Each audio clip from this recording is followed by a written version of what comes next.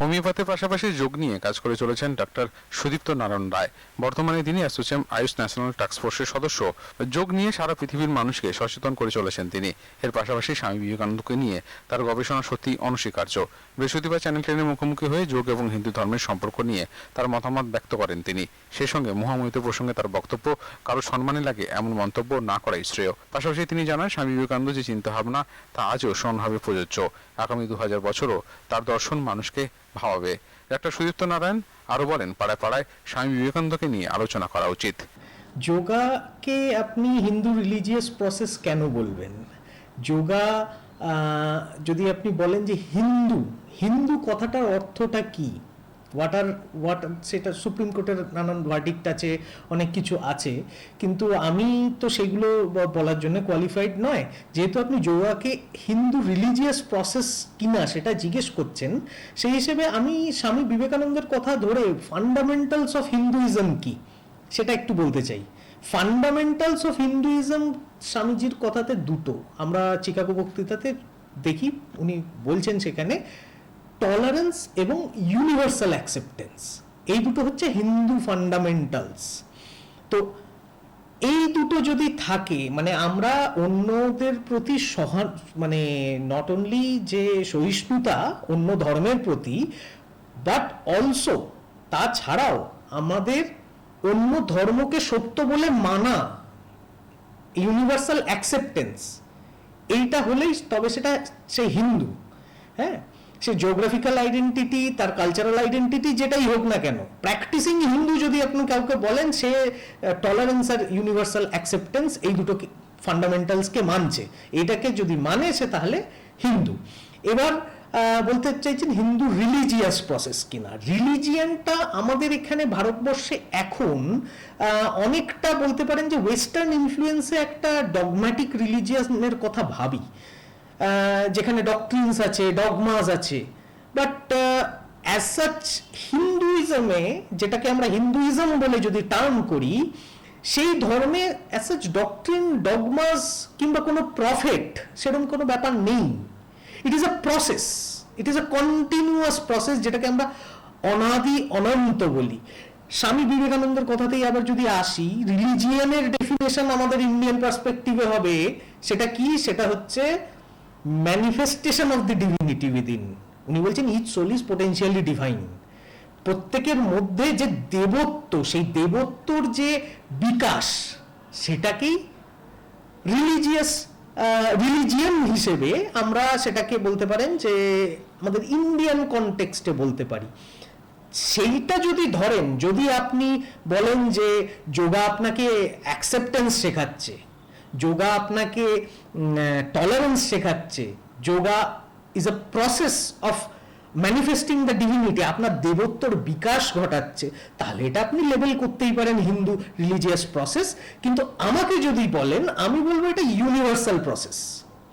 আজকে রিলিজিয়ানকে আমরা সত্যি কথা বলতে রিলিজিয়ানকে একটুখানি মানে একটু লিমিটেড রকমভাবে আমরা দেখছি, খুব লিমিটেড একটা সংকীর্ণতায় নিয়ে চলে আসছি। কিন্তু religion is a personal process. এটা এটা এটা এটা নিজের ব্যক্তিগত প্র্যাকটিস। এটাকে মানে এরকমভাবে লেবেল করাটা যে এটা হিন্দু রিলিজিয়াস প্রসেস কিংবা এটা কিছু, সেটা বলাটা ঠিক নয়। আপনি যদি আবার বলছি, আর একটা জিনিস রিপিট করার, যে হিন্দু ফান্ডামেন্টালস হচ্ছে টলারেন্স এবং ইউনিভার্সাল অ্যাকসেপ্টেন্স। যদি আপনি অন্যের ধর্মকে অ্যাকসেপ্ট না করতে পারেন, তাহলে আপনি প্র্যাকটিসিং হিন্দু নয়। আপনার geographical identity, cultural identity, racial identity যাই হোক না কেন, যদি আপনি বলেন আমার ধর্ম শ্রেষ্ঠ, বাকি ধর্ম শ্রেষ্ঠ নয়, তাহলে you can't be called as a practicing Hindu, whatever religion you may have. So yoga is the process of manifestation of divinity. তাই যোগাকে আপনি যে নামই দিন, এটা ইউনিভার্সাল প্রসেস, এটা process of manifestation of divinity within you to find the best version, যেটা আমি আগেও অনেক জায়গায় বলেছি, যে finding out the best version of yourself, সেটা হচ্ছে যোগা। কিংবা পলিটিক্যাল পার্সোনালিটিদের রিলিজিয়ন নিয়ে কতটা মানে কমেন্ট মানে করাটা উচিত কি উচিত না সেটা নিয়েই আমি রাদার কমেন্ট করতে পারি না, কারণ কি আমি সেটা মানে I am not qualified to criticize a political person.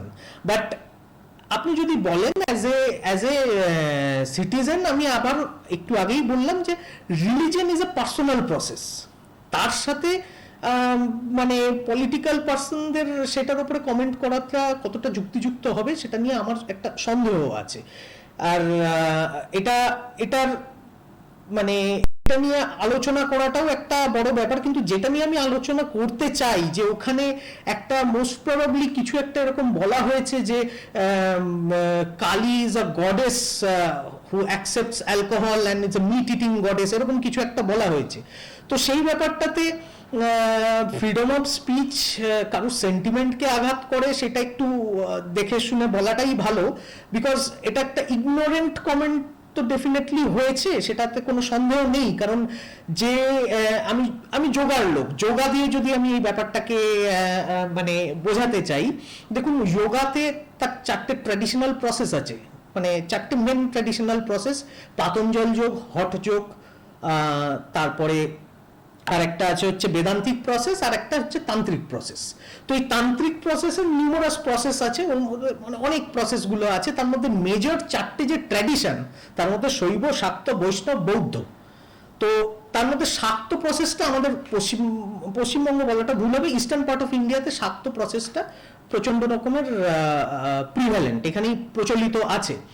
এবং এই শাক্ত মত যেখানে শক্তির পূজা আর কি, যেটা শক্তি হচ্ছে the feminine manifestation of divinity, তার পূজা যেটা হয়। তো এখানে একটা আগম শাস্ত্রে পঞ্চমকার সাধনার কথা বলা আছে, যেটা আমরা নির্বাণতন্ত্রের বইতে পাই আর কি। পঞ্চমকার সাধনা আগম শাস্ত্রের মধ্যে এটা পড়ে। সেইখানে এই জিনিসটা আমি হাইলাইট করতে চাইছি যে কি এই যে বলা হচ্ছে যে অ্যালকোহল কিংবা এই কি বলে যেন মিট, এগুলো গডকে মানে গডেসকে মানে দেবীকে অফার করা হচ্ছে। তো এই পঞ্চমকার সাধনার মধ্যে 5টা মকার, মানে 5টা ম কি কি? মদ, মদ্য, মাংস, মৎস্য, মুদ্রা এবং মৈথুন, এই 5টা জিনিসের কথা বলা হয়েছে। মদ্য মানে ইনটক্সিকেশন, তারপরে বলা হয়েছে মাংস কিংবা মিট, মৎস্য মানে ফিশ, তারপরে বলা হয়েছে মুদ্রা, you can call it money, or তারপরে বলা হচ্ছে যে মৈথুন উইচ ইজ সেক্স। বাট এটা কিন্তু প্রতীকী, এটা একটা সাধনার কথা। এটা এই সেন্সুয়াল প্লেজার্স গুলো যেটা আমরা বলছি, এটা কিন্তু একটা সাধনার কথা। এই সাধনার জায়গাটা, এই তত্ত্বটা যদি আমরা না বুঝতে পারি, তাহলে এটাকে মিসআন্ডারস্ট্যান্ড করব আমরা। মদ্যটা কি? ইনটক্সিকেশন। সেই ইনটক্সিকেশনের ব্যাপারটা কি? আজকে অ্যালকোহল কিংবা এনি সাবস্টেন্স যেটা আমরা অ্যাবিউজ করি, এটা কি করছে? এটা আমাদের যে শরীরের মধ্যে একটা কিছু নিউরোট্রান্সমিটার সিক্রেশন করছে after taking consumption of that substance. তাতে সিক্রেশনটা কোথায় হচ্ছে? সিক্রেশনটা হচ্ছে কিন্তু আমাদের ভেতরে। তাহলে যৌগিক প্রসেসে বলছে যে যেটা আমাদের ভেতরে অলরেডি প্রেজেন্ট আছে, যেটা ম্যানিফেস্টেশনের ক্যাপাবিলিটি আছে, যেই ইনটক্সিকেটেড স্টেটটা, সেটা উইদাউট সাবস্টেন্সও হতে পারে।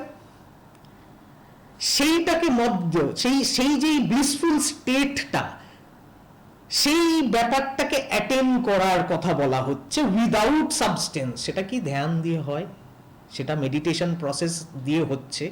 সেরোটোনিন সিক্রেশন যেটাকে আমরা বলি, যে সেরোটোনিন সিক্রেশন বাড়ে মেডিটেশন করলে, একটা ব্লিসফুল একটা ব্যাপার হয়ে যায়, একটা স্টোন ইমেজ মতন একটা ব্যাপার দেখা যায় আর কি। সেই রামপ্রসাদের গানে আছে না যে মানে সুরাপান করি নে আমি, হ্যাঁ, রামপ্রসাদের একটা খুব খুব ফেমাস গান, সুরাপান করি নে আমি খাই কি সুধা খাই জয় কালী বলে। সেই ব্যাপারটা আর কি, সেই যেই মানে নিজের ভেতরে সেই ব্লিসফুল ফিলিংসটা উইদাউট এনি ইনটক্সিকেটিং সাবস্টেন্স, সেইটা অ্যাটেন্ড করা, সেই সাধনার দ্বারা সেটাকে অ্যাটেন্ড করা, এইটার কথা বলা হচ্ছে। দেবী পূজার এটা উপাচার। তারপরে কি? তারপরে আসছে হচ্ছে মাংস।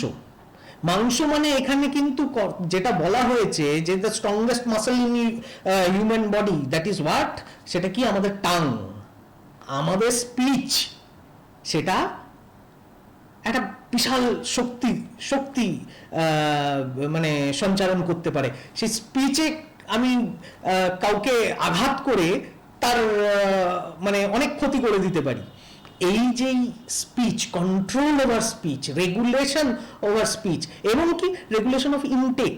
আজকে আমাদের শারীরিক সমস্যার অনেক কারণ হচ্ছে আমাদের এই মানে আমরা এই কন্ট্রোল, টাঙের ওপরে কন্ট্রোল পাই না, করতে পারি না, হ্যাঁ, আমাদের লোভ। তো এই যে মাংস যেটা, এটা হচ্ছে প্রতীকী, এই পঞ্চমকারের প্রতীকী। মধ্যে যেরকম বললাম যে দ্য ব্লিসফুলনেস, সেই ব্লিসফুল স্টেট অফ মাইন্ড, তেমনি মাংস সেটা হচ্ছে আমাদের control over our strongest muscle, that is tongue. তারপরে কি, তারপরে হচ্ছে মৎস্য। মৎস্যটা হচ্ছে যে আমাদের যে ব্রিদিংটা, এই যে আমরা প্রাণায়াম বলি, এই এয়ার যেটা আমরা নিচ্ছি সেইটার মানে প্রসেসটাকে, মানে যেটা সেটার যে মুভমেন্টটা, সেটা অনেকটা মাছের মতন আর কি। তো ইন দিস প্রসেস অফ মানে আমাদের যেই এয়ার যেটা আমরা আমরা মানে শ্বাস প্রশ্বাস নিচ্ছি, সেটাই প্রাণায়ামের দ্বারা সেই সংযম, সেইটার উপর কন্ট্রোল, আমার ব্রেথের উপরে কন্ট্রোল আনা, রেগুলেশন আনা। তো সেইটা হচ্ছে মৎস্যের, সেটা মৎস্য আরাধনার যে পার্ট। তারপরে কি, তারপরে আসছে হচ্ছে মুদ্রা। মুদ্রাটা কি, মুদ্রা মানে মানি বলছি আমরা, বাট মুদ্রা এখানে এটা হচ্ছে লক্স, এটা যৌগিক প্রসেস। যারা জানে যে যোগা নিয়ে প্র্যাকটিস করেন তারা জানেন যে তিনটে খুব মেজর মুদ্রা খুব পপুলার এখন চলছে: জলন্ধর মুদ্রা, উদ্যানবদ্ধ মুদ্রা, মূলবন্ধ মুদ্রা। এই মুদ্রাগুলো করে কি, আমার প্রাণ শক্তি যেটা ভাইটাল ফোর্স, সেইটাকে কনজার্ভ করে। সেইটা একটা সাধনারই প্রসেস, আমার এনার্জি কনজারভেশন। এই এনার্জি কনজারভেশনটা যৌগিক সাধনার একটা প্রসেস। তারপর আসছে কি, তারপর আসছে হচ্ছে মুদ্রার পরে আসছে হচ্ছে মৈথুন।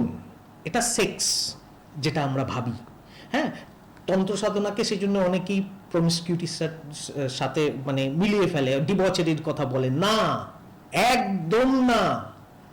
এখানে আলটিমেট ডিসিপ্লিনের কথা, এখানে যে ইউনিয়নের কথা বলা হচ্ছে, এটা এই সেক্স যে মৈথুন কথাটা, এটা এখানে প্রতীকী। এখানে বলা হচ্ছে যে আপনার ভেতরে, মানুষের ভেতরে যে অ্যাগ্রেশন এবং মানে compassion, the masculine and the feminine aspect, তার ব্যালেন্স, সেটাকে শিবত্ব লাভ বলা হয়। মানে সাধনায় বলা হয় যে শিবত্ব লাভ, সেটা স্টেট অফ মাইন্ড অ্যাটেন্ড করা, যেখানে অ্যাগ্রেশন, পুরো অ্যাগ্রেশন দিয়ে সবকিছু হয় না, আবার কম্প্যাশন দিয়েও হয় না, দুটোর ব্যালেন্সে সবকিছু হয়। তো এটা সাধনার উপাচার। এই যে মকার সাধনা, এই যে মদ্য, মাংস, মুদ্রা, তারপর মৈথুন, এগুলো সব হচ্ছে প্রতীকী। দেবী পূজা হচ্ছে শক্তি পূজা, বীর ভাবের পূজা। সেই বীর ভাবের পূজার জন্য আপনার দরকার হচ্ছে সেইগুলো স্যাক্রিফাইস করা, সেই ডিসিপ্লিন, আলটিমেট ডিসিপ্লিনের কথা বলছে, তবে সেই দেবী সাধনা করা যায়। তো এইটা হচ্ছে আমি বলতে চাই যৌগিক পার্সপেক্টিভ থেকে এইটা পঞ্চমকার।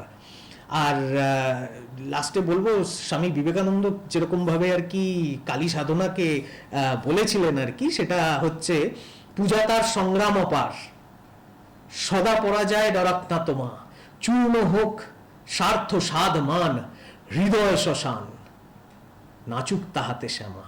সেই হৃদয় শ্মশান মানে কি, you have to burn all your desires, তবেই সেই শক্তি সাধনার কথা বলা যায় আর কি। তো এটাই আমার বলার কথা। যিনি বলেছিলেন হয়তো খুব ইগনোরেন্টলি বলে দিয়েছেন যে সেই ব্যাপারটা, সেটাকে অতটা ইগনোরেন্টলি না বললেই ভালো হতো। এইটা হচ্ছে পঞ্চমকার সাধনা, যেটা আমি সবার সাথে আর কি মানে বলতে পারেন যে এই ব্যাপারটাকে শেয়ার করতে চাইছি। দেখুন, স্বামী বিবেকানন্দর রেলিভেন্স যদি আপনি বলেন, সব সময় আগামী 2000 বছর ওনার রেলিভেন্স থাকবে, এবং তারপরেও থাকবে হয়তো। কিন্তু আমি বলতে পারি যে 2000 বছর থাকবে, সেটা ডকুমেন্টেড বলা আছে আর কি। আজকে সারা পৃথিবীতে যেরকম ভাবে ইকোনমিক্সটা চলছে, আজকে নো ডাউট সারা পৃথিবী রান করছে থ্রু ইকোনমিক্স। সেই ইকোনমিক্সের মধ্যে যে অ্যাসপেক্ট অফ হিউম্যানিটি, সেটা স্বামীজির কথায় পাতায় পাতায় আছে। তো স্বামীজির রেলিভেন্স থাকবে, এবং স্বামীজির রেলিভেন্স যত দিন যাবে তত আমরা হয়তো আরো বেশি বুঝতে পারবো স্বামীজিকে। স্বামীজির জীবদ্দশায় তার কতটা রেলিভেন্স ছিল সেটা ভারতের লোক খুব কমই বুঝেছিল। তখন যারা ডেভেলপড কান্ট্রিজ ছিল, ইউএস এর লোকেরা বুঝেছিল, ইউরোপিয়ানরা। আমরা হয়তো একটু বুঝতে দেরি করেছি, কিন্তু দেরি করছিও হয়তো।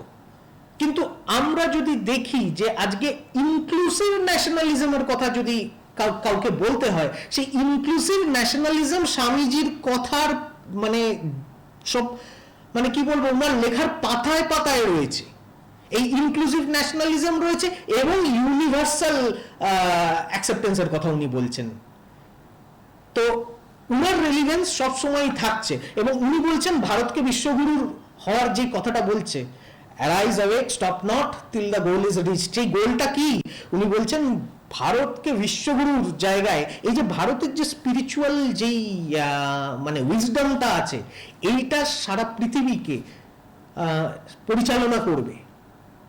সেখানেই স্বামীজির রেলিভেন্স, এবং এটা যত সময় যাবে আমরা আস্তে আস্তে বুঝতে পারছিও কিছুটা হয়তো। হ্যাঁ, অলরেডি আমরা মানে we have place the proposal governing বডিতে, যেহেতু আমি এখন অ্যাজ এ মেন্টর রয়েছি, এবং আমাদের যিনি চ্যান্সেলর উনিও রামকৃষ্ণ মিশনেরই এক্স স্টুডেন্ট, তো আমিও রামকৃষ্ণ মিশনের এক্স স্টুডেন্ট। তো একটা সেই মানে সমান ভাব, মানে একটা সেই একই ভাবধারায় আমরা বিলং করছি, এবং অলরেডি দ্যাট ইজ অ্যাকসেপ্টেড। আমরা ব্র্যান্ডবার্গ ইউনিভার্সিটিতে স্টুডেন্টদের young mind, they are the future of the nation. তো এদেরকে ইনক্লুসিভ ন্যাশনালিজম কি জিনিস, কিভাবে মানুষের মানে কিভাবে মানুষের সেবায়, যে স্বামীজির কথা যেগুলো আর কি, মানব সেবা হচ্ছে ওনার সব থেকে বড় ধর্ম, সেইটাকে কিভাবে উদ্বুদ্ধ করা যায় সেটার প্রয়াস অলরেডি করছি। ইয়েস, ডেফিনেটলি আমরা অলরেডি তার কাজ শুরু করে দিয়েছি। এবং শুধু ব্রেনওয়ার্ড ইউনিভার্সিটি কেন, আমার মতে সব মানে ইউনিভার্সিটি লেভেলে সব জায়গায় এটা শুরু করে দেওয়া উচিত। এবং আজকে যদি দেখি, আজকে স্বামীজি পশ্চিমবঙ্গের মানে উনি ছিলেন ভারতবর্ষের, উনি তো রাদার ইউনিভার্সাল সিটিজেন, কিন্তু আজকে পশ্চিমবঙ্গে আমার মনে হয় পাড়ায় পাড়ায় স্বামী বিবেকানন্দ নিয়ে চর্চা করা উচিত। এই স্টাডি সার্কেল প্রত্যেক পাড়াতে একটা করে খোলা উচিত। হ্যাঁ, 2 জনই আসবে, 3 জনই আসবে, কিন্তু আস্তে আস্তে সেটা ছড়াবে, এবং সেটা যত দিন যাবে স্বামীজির রেলিভেন্স। Bureau report, channel 10।